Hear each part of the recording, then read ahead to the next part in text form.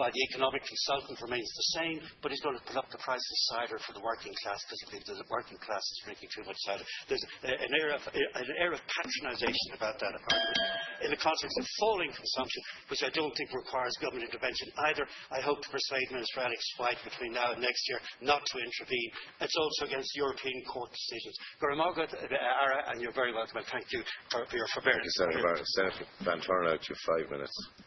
Thank you very much, and thank you and welcome to Minister Sherlock to the House. I think it's very useful for us to have this Seanad debate because people like me read a report that traditionally is outside my work areas, and I think that for me is what makes it great that we can have this debate and that I get an opportunity actually to hear my colleagues who have been able to provide such expertise in drafting of the report and bringing it here today. And to that note, I would like to thank my colleagues who are on the Oireachtas Joint Committee on Agriculture, Food and the Marine, namely Senators Comiskey, Mooney, O'Brien, O'Donnell, O'Keefe and O'Neill. And I do want to join in the thanks and commendations to Deputy Andrew Doyle, who chairs that committee, and I think brought all members together, certainly from reading the transcripts as I did and looking at the report, to produce a final report that was endorsed by all. And obviously for me, being part of the group where I have Senator Marianne O'Brien, she's yet again proven today her expertise in this area and that balanced approach, because I am only speaking here as a consumer, but you're able to have the full package and speak from the different areas. But from my reading of the report, I'd like to just speak on a few issues on the recommendations contained in the report, which I know some of the issues were in a private member's bill of 2009 entitled the Food, Fair Trade and Information Bill. But this report obviously goes further than that.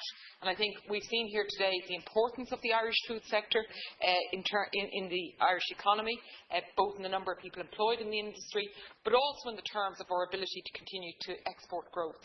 And I think that's something that we know is very important critically now, but also in the years ahead. And we want to all ensure that we continue to have that growth, but we do need to look at the recommendations put forward in the report. I think it's fair to say that this report seeks to address one of the main issues with the sector, and that's the dominance of some of the large retailers in the grocery sector. Certainly from reading, I think this is the elephant in the room, which we're actually discussing here in the Seanad today. And I think it is something that we have to tackle head on. There are many positives, but we also need to look at some of the negative consequences and find the way forward. I appreciate and understand that maybe we have to look to the EU, we have to look to an all-island approach, but will we be followers, or will we actually take the initiative and take the leadership and saying this is what we need to do, and here's how we protect, from my point of view, the consumer, the producers. What lands on our tables is good quality food, and I think everybody wants to achieve that. So how do we do that? And certainly the example that Senator O'Brien gave us about the disparity in milk prices, and I have no doubt if we were to drill down we would find equally many other examples. And that for me says who's winning here? And certainly it's not the producers or the consumers. And there needs to be a way that everybody can win to an extent, but nobody should have the monopoly of winning the game every single time. So I do very much welcome about the amalgamation, the committee's recommendations within the Consumer and Competition Bill to bring together the Competition Authority and the National Consumer Agency. Certainly, I know it's been muted for some time, and I'm glad that that's going to come to fruition. I think it makes, certainly for me as an outsider, it makes sense. And I know the directors of both those authority and agency have been planning on this. And I'm glad that this process can now formally get underway once the legislation is passed into law. I think that move will benefit the consumer in the longer term.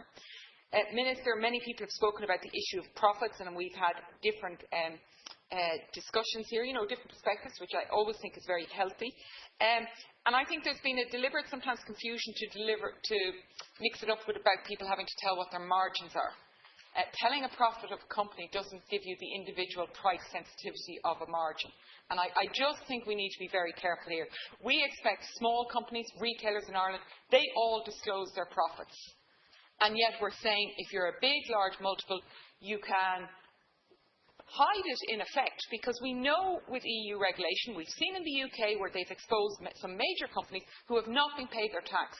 I want to know, how can we be assured that Ireland gets its fair slice of the tax take for these companies? Because do we connect up with the UK and Belgium and France and all check, are we all getting our fair share? Or do we rely on the companies to tell us what they're getting with no checks and balances?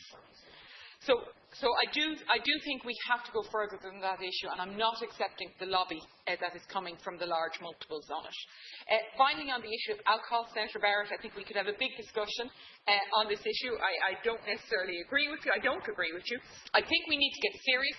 But in one thing we can get serious, Minister Sherlock, there is actually legislation in place that just needs to be commenced about separating the sale of alcohol from other grocery goods. At the very least, commence that. We don't have to wait to discuss it or draft it. Commence it. Thank you, Senator. Senator O'Donnell, you have 5 minutes.